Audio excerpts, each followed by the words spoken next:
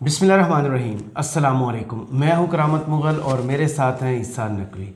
नकवी साहब, supreme court में बहुत अहम केस चल रहा है, इलेक्शन इल्तवा केस। सब नज़रें लगी हुई हैं। देखें, चंद घंटों बाद समाअत है। अब क्या बनता है वो तो चंद घंटों बाद पता चलेगा। खान साहब का एक पुरअसरार किस्म का रद्द-ए-अमल आया है।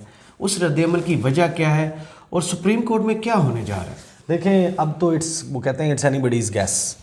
इसके हवाले से इतनी मुख्तलिफ़ किस्म की आरा मौजूद हैं और कुछ चीज़ें मैं आपके सामने बहुत अहम रख दूंगा क्योंकि आज की समाज जो है वो बहुत इंटरेस्टिंग होने जा रही है और उसमें क्या क्या चीज़ें हो सकती हैं मुमकिन तौर पे, क्योंकि अब ये सूरत हाल है बहरान, आप जिसको बाकायदा एक क्राइसिस सिचुएशन कह सकते हैं।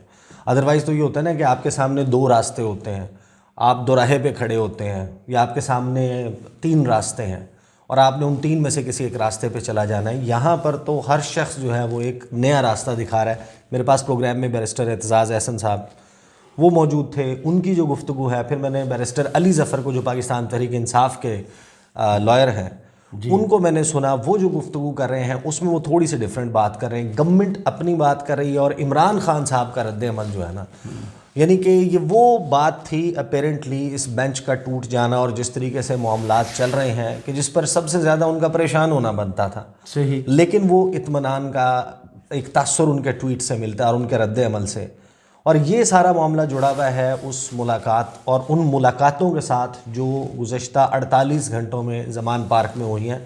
खान साहब को अंदरूनी कहानी क्या है कि क्या उनको बताया गया है, क्या उनको रिपोर्ट दी गई है कि एग्जैक्टली क्या क्या ऑप्शंस निकल सकते हैं और क्यों तहरीक इंसाफ या इमरान खान साहब के लिए दोनों सूरतें उनके फ़ायदे की हो सकती हैं। Win win situation, one by one नहीं, विन विन सिचुएशन तो तब होती है ना कि जिस वक्त आपकी भी जीत हो जाए मेरी भी। जी। यहाँ पे मैं बता रहा हूँ कि जो दो रास्ते हैं इन दोनों में से कोई एक हो जाए तो वो तहरीक इंसाफ को सूट करेगा। सही।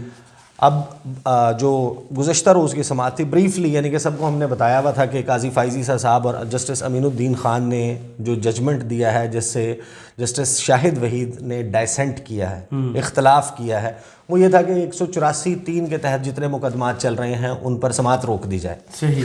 जस्टिस अमीनुद्दीन ख़ान आए सुप्रीम कोर्ट में, वो बेंच के साथ आए और उन्होंने वहाँ पर रिक्यूज़ किया, कमरा अदालत में रिक्यूज़ किया। जितने केसेस क्या है कि केस चल रहे हैं वो इलेक्शन। अब ये जो डाइसेंट है उन्होंने पब्लिकली किया है जी। इस पे एतजाज़ अहसन साहब से मेरी बात है, उन्होंने कहा देखें यहाँ पर जो अपना डाइसेंट है ना उसको डिस्प्ले किया जा रहा है फॉर द मीडिया। सही। और इख्तलाफ जो है वो होते हैं, जजेस में इख्तलाफ हो भी जाता है लेकिन उसको डिस्प्ले पे नहीं रखा जाता।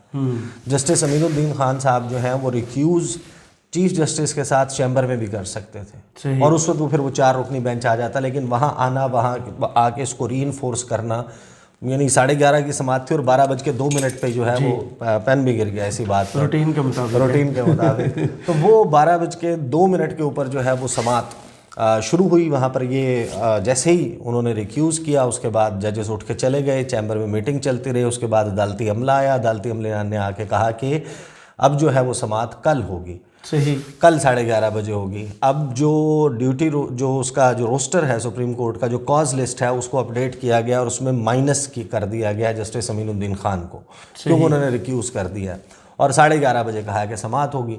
अब उस समाअत में 4 रुकनी बेंच क्या कर सकता है? 4 रुकनी बेंच के पास अब जो बैरिस्टर अली ज़फ़र साहब हैं उनका मौक़िफ़, एतजाज़ अहसन का मौक़िफ़ मैं आपके सामने रख देता हूँ और फिर मैं आपको बताता हूँ कि असल में जो बैरिस्टर अली ज़फ़र की गुफ्तगू है और इमरान खान की जी, उसमें जो बात कॉमन है उसकी वजह क्या हो सकती है, क्योंकि हम उसे उस कहानी से जोड़ के देखेंगे ना। जो खान साहब को मशावरत, उनको कंसल्टेशन दी गई है, उनको सजेशंस दी गई हैं, उसमें रिटायर्ड जो जजेस हैं वो भी शामिल हैं, उसमें उनके जो करीबी वकला की आइनी और कानूनी माहिरीन की टीम है, इंक्लूडिंग सेनेटर डॉक्टर बाबर अमान जी, उनके समेत जो दीगर लोगों ने उन्होंने राय दी है और फिर उस पर उनकी अपने पॉलिटिकल पार्टी में विद इन द पार्टी जो मशावरत हुई है, ये सारा उसका जेस्ट है। अब बैरिस्टर अली ज़फ़र कहते हैं कि ये कोई जंग नहीं है, ये जो बेंच का टूटना है कोई ऐसी बड़ी बात नहीं है, इतना बड़ा मसला नहीं है और जज का डिसएग्रीमेंट किसी बात से उसका इस्तेहकाक है, उसका प्रेरोगेटिव है, तो तहरीक इंसाफ रिएक्ट नहीं कर रही।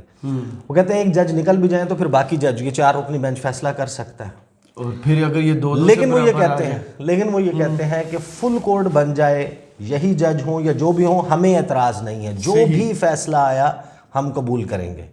اچھا یہ بیرسٹر علی ظفر کہہ رہے ہیں، یہ تحریک انصاف کے وکیل ہیں. دوسری طرف جو گورنمنٹ ہے اس کے جو پی ڈی ایم کے جو لائرز ہیں، فاروق ایچ نائک پیپلز پارٹی کو ریپرزینٹ کر رہے ہیں، کامران مرتضیٰ ہیں، جو یہ وکلاء ہیں، یہ تو فل کورٹ کی طرف جانا چاہتے ہیں.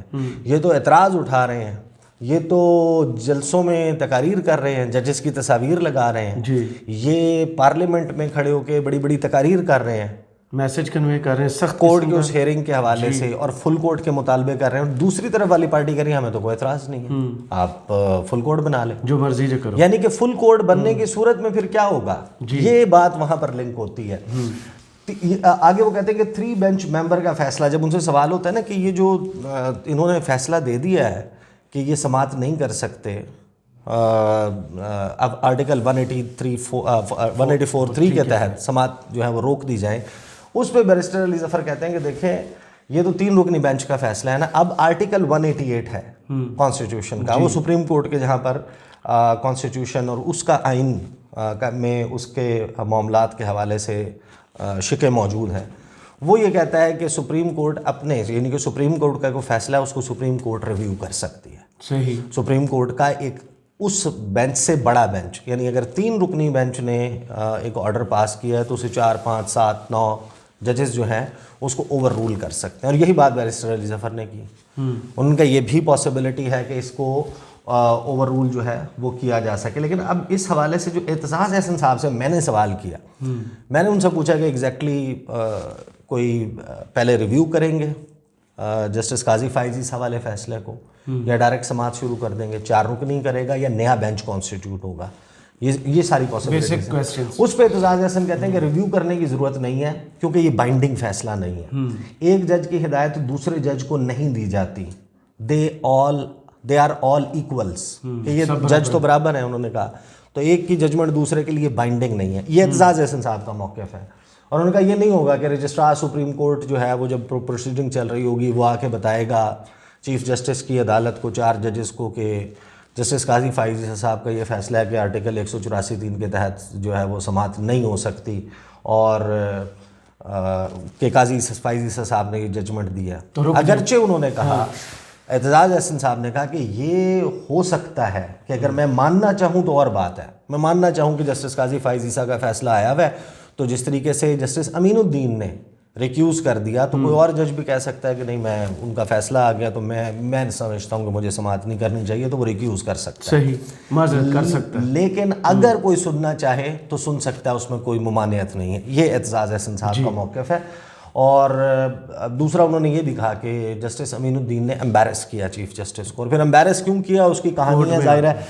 اب جو میٹنگز چلی ہیں، خان صاحب کا رد عمل ہے نا، پہلے میں آپ کو بتاتا ہوں انہوں نے 1 دن پہلے کیا رد عمل دیا تھا. جی، جس وقت پارلیمنٹ میں یہ بل پاس ہوا ہے، قومی اسمبلی میں، ابھی سینٹ میں نہیں ہوا تھا، قومی اسمبلی میں بل پاس ہوا ہے کہ چیف جسٹس کا جو اختیار ہے بینچ بنانے کا، اس کا اختیار کمیٹی کو سونپ دیا جائے.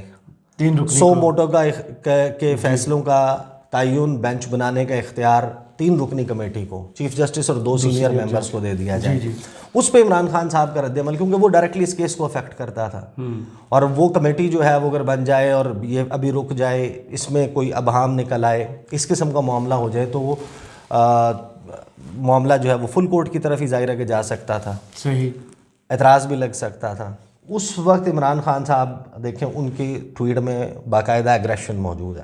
وہ کہتے ہیں مجرموں کے ٹولے کی جانب سے سپریم کورٹ آف پاکستان پر حملے، اس کے اختیارات کو کم کرنے اور نیچا دکھانے کی کوششوں کی عوام بھرپور مزاحمت کر رہے ہیں، اور یہ مزاحمت جاری رہے گی. ریزسٹنس کی بات کر رہے ہیں.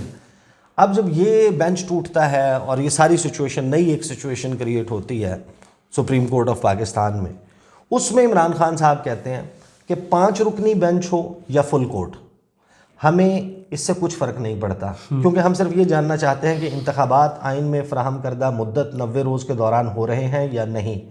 میں نے اپنی 2 اسمبلیاں تحلیل کرنے سے قبل اپنے چوٹی کے آئینی ماہرین سے مشاورت کی، اور ان سب کی متفقہ رائے تھی کہ انتخاب کے 90 روز میں انعقاد کے حوالے سے متعلقہ آئینی شک کو پھلانگنا ممکن نہیں. مجرموں کی امپورٹڈ سرکار، اس کے سرپرست اور ایک نہایت متنازع الیکشن کمیشن اب آئین کا کھلا مذاق اڑانے پر اتر آئے ہیں.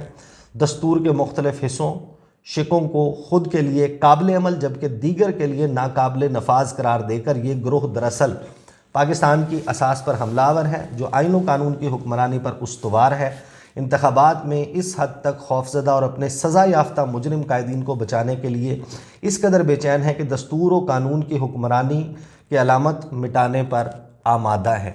اب عمران خان صاحب جو ہیں انہوں نے فل کورٹ پہ کوئی اعتراض نہیں کیا، انہوں نے کہا کہ جو بھی فیصلہ ہوتا ہے جیسے بھی ہوتا ہے وہ قبول ہے۔ اس کی وجہ یہ ہے کہ جو میٹنگز ہوئی ہیں اور اس میں میری ایک دو لوگوں سے بات ہوئی اور میں نے ان سے پوچھا کہ کیا بیسیکلی ایگزیکٹلی کیا تھاٹ پروسیس چل رہا ہے، آپ لوگ کیا مشاورت کر رہے ہیں، خان صاحب کو کیا لیگل ایڈوائس دی جا رہی ہے۔ انہوں نے کہا دیکھیں فل کورٹ ہم نے تو وہ کہتے ہیں کہ ہم نے کنوے کیا خان صاحب کو اور پھر ہماری اس کے اوپر مشاورت ہوئی ہے، یہ انہوں نے نہیں بتایا کہ آگے سے خان صاحب نے اس کے اوپر ایگری کر لیا یا نہیں، لیکن خان صاحب کا یہ رد عمل دیکھ کے میں اندازہ لگا رہا ہوں کہ شاید خان صاحب نے اس پہ ایگری کیا، اس وجہ سے ان کا رد عمل مزاحمت سے جو ہے وہ اس طرف آ چکا ہے کہ ٹھیک ہے آپ وہ کریں، ہم نے تو صرف اس سوال کا جواب لینا ہے 90 روز میں ہو رہا ہے یا نہیں۔ اس کی وجہ یہ ہے کہ جو میٹنگز ہوئی ہیں اس میں خان صاحب کو کہا گیا کہ دیکھیں دو صورتیں ہیں، ایک یہ کہ فل ممبر جو فل کورٹ ہے وہ بن جاتا ہے، تمام اویلیبل ججز ہیں 15 ہیں، اور ایک عمومی رائے یہ ہے کہ 8 ججز جو ہیں وہ چیف جسٹس کے ساتھ ہیں اور 7 جو دو لائک مائنڈڈ گروپ ہیں، ایک لائک مائنڈڈ گروپ 8 کا ہے اور ایک لائک مائنڈڈ گروپ 7 کا ہے۔ جی 7 ہیں جسٹس قاضی فائزی صاحب سمیت اور 8 ہیں جسٹس عمرتا بندیال سمیت، تو یہ 15 ججز ہیں۔ اگر یہ سارے بیٹھ جاتے ہیں اور اس کیس کو سنتے ہیں، اس کیس میں کیا پاسبلٹی ہے؟ دیکھیں یہ نیشنل اسمبلی کے حوالے سے کیس نہیں ہے، یہ سندھ اسمبلی کا بلوچستان اسمبلی کے حوالے سے کیس نہیں ہے جس کے حوالے سے وہ ہوا اڑی گئی ہے کہ ستمبر کے مہینے میں یہ چیف جسٹس جائیں گے، نیا چیف جسٹس آئے گا یا ان سے استعفیٰ لے لیا جائے گا، ایک نیا چیف جسٹس آئے گا اور ایک نیا چیف جسٹس آنے کے بعد ان کی مدت کو بڑھا دے گا 2 سال کے لیے۔ اب وہ کیسے ہوگا یہ نہیں پتا کیونکہ 6 ماہ کی ایمرجنسی کی گنجائش ہے، وہ بھی اس سے زیادہ کی نہیں ہے، لیکن وہ کیسے ہوگا پروسیس ابھی اس کے ہمارے کہ کون سے قانون کی شق کو کس قانون کی شق کے ساتھ جوڑیں گے، جوڑ کے جب پڑھیں گے اور پھر کہیں گے کہ 73 کے آئین کے تناظر میں یہ بنتا ہے، تو یہ تو ابھی ہمارے سامنے کلیئر نہیں ہے نا۔ صحیح، اس وقت انہوں نے فیصلہ کرنا ہے پنجاب اور خیبر پختونخوا کا۔ صحیح، اب پنجاب اور خیبر پختونخوا کا الیکشن جو ہے وہ ڈیلے کرنے کے لیے ظاہر ہے کہ ایک پارٹی ہے، ایک بڑی جماعت ہے، وہ موجود ہے اور وہ احتجاج بھی کر رہی ہے، وہ ڈیمانڈ بھی کر رہی ہے، لوگ بھی ڈیمانڈ کر رہے ہیں، آئینی بحران بھی پیدا ہو گیا۔ تو جو فل کورٹ ہے اگر وہ لیٹ سے کہ یہ لائک مائنڈڈنیس بھی ٹوٹ جاتی ہے اور 2 ججز ادھر سے ادھر آ جاتے ہیں اور وہ یہ فیصلہ کرتے ہیں، ان کے پاس فیصلہ کرنے 2 ہی کر سکتے ہیں، یا وہ الیکشن اناؤنس کرنے کا کہیں گے، الیکشن اناؤنس ہو جاتا ہے تو عمران خان کہتے ہیں کہ میں پاپولر انف ہوں اور سب کو سڑکوں کے اوپر پاپولیرٹی نظر آ رہی ہے، لوگ غصے میں ہیں، لوگوں نے ووٹ دینا ہے عمران خان صاحب کی، وہ کہتے ہیں کہ ہماری حکومت بن جائے گی۔ صحیح۔ دوسری صورت یہ ہے کہ جب آپ اس کو التوا کا شکار کریں گے، آپ 90 دن کے بعد وہ جو بیرسٹ منیمم ٹائم والی معاملے سے بھی کراس کر جائیں گے، ایکسیڈ کر جائیں گے اور 8 اکتوبر بھی کنفرم نہیں ہوگا، تو آئین قانون میں کون سی گنجائش ہے کہ نگران حکومت جو ہے وہ ایک انڈیفینٹ پیریڈ کے لیے ایکسٹینڈ کر دی جائے؟ صحیح، کتنے سادے سوال یہ آ جائے گا کہ جیسے اس ملک میں ہر چیز آئین کے مطابق ہو رہی ہے وہ وہاں بھی وائلیٹ کر سکتے ہیں۔ اچھا نہیں، اس میں کوشچن ہے، دیکھیں جی وہاں پر کوشچن یہ آئے گا جو خان صاحب کی، یہ تو میں ان بریفنگز کا حوالہ دے رہا ہوں نا، یہ آپ جو بات کر رہے ہیں یہ تو آپ پریکٹیکل 90 دن کے اندر الیکشن ہوگا، پریکٹیکل کتنے دن گزر گئے، پریکٹیکل آپ آن گراؤنڈ چیزوں کی بات کر رہے ہیں نا، وہاں پر یہ بات ہوئی ہے کہ ایک سوال یہ بھی آئے گا پھر فل کورٹ کے سامنے جس کو بنیاد بنا کے وہ اس کو کوئی ڈیسیژن دے سکتے ہیں کہ یہ جو اسمبلی ہے یہ کیا کسی ایک شخص کی خواہش پر کہنے پر تحلیل ہو سکتی ہے، ڈیزالو ہو سکتی ہے، کیونکہ 5 سال کا مینڈیٹ تھا، تو 5 سال کا مینڈیٹ جو ہے وہ تو پورا نہیں ہوا، یہ فیصلہ کیسے ہوا؟ یہ جب کوشچن اگر اٹھتا ہے، دوسری صورت یہ ہے صحیح، ایک الیکشنز میں چلے جائیں وہ پی ٹی آئی خان صاحب کے کہنے پر اسمبلی یا 2 جو ہے صوبوں کے وہ ڈیزالو ہوئی، تو کوشچن یہ آئے گا کہ آپ کو ڈیزالو نہیں کرنی چاہیے، تو اس صورت میں سپریم کورٹ اسمبلیوں کے، پنجاب اور خیبر پختونخوا اسمبلیوں کے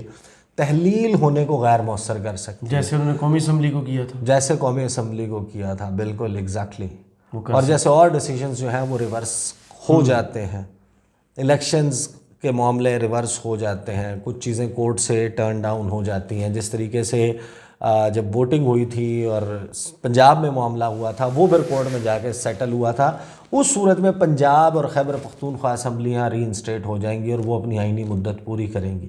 اگین یہ پاکستان تحریک انصاف کو سوٹ کرتا ہے کہ ان کے پاس 2 بڑے صوبوں کی حکومت واپس آ جائے گی، اور یہ جو سارا معاملہ چل رہا ہے جس میں مارا ماری چل رہی ہے اور پولیٹیکل ٹمپریچرز بہت ہائی گئے ہوئے ہیں، اس کو کول ڈاؤن کرنے میں مدد ملے گی، بات چیت کا آغاز ہو جائے گا، تو اس بات چیت کے نتیجے میں ایک وے آؤٹ نکالنے کے لیے ہو سکتا ہے کہ کوئی گرینڈ نیشنل ڈائلاگ ٹائپ چیز اس کا وہ آغاز ہو جائے۔ اسلام آباد میں تو کافی گردش کر رہی ہے یہ جو اطمینان ہے یا یوں کہہ رہے ہیں، کیونکہ دیکھیں نا آئین اور قانون میں گنجائش نہیں ہے، اس گنجائش کو نکالنے کے لیے یا اس سے بچنے کے لیے 2 ہی راستے ہیں، اب اس کو ڈیزاسٹر کو اوائڈ کرنے کے لیے یا آپ الیکشنز کی طرف چلے جائیں، وہ بھی خان صاحب کو سوٹ کرتا ہے، یا پھر وہ اسمبلیاں ری انسٹیٹ ہو جائیں، ورنہ آئین اور قانون میں ایسی کوئی چیز موجود نہیں جس کے تحت آپ ایک جو ریپریزنٹیٹیو حکومت نہیں ہے، ووٹوں کے بغیر نہیں ہے، محسن نقوی کی حکومت کو آپ انڈیفینٹ پیریڈ کے لیے آپ وہ نہیں کر سکتے نا، دوام نہیں بخش سکتے۔ جو وہ کر رہے ہیں وہ بھی تو نگران حکومت نہیں کرتی۔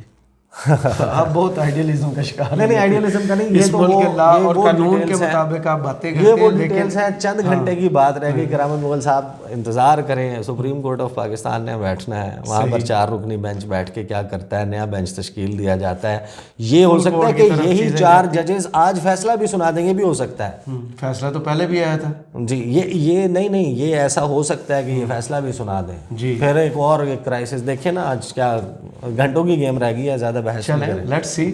بہت شکریہ عیسیٰ نقوی، آپ کے تجزیے کا کمنٹس باکس میں ہمیں ضرور بتائیے گا۔ یہ ویڈیو آپ کو کیسی لگی؟ اجازت دیجیے، اللہ حافظ۔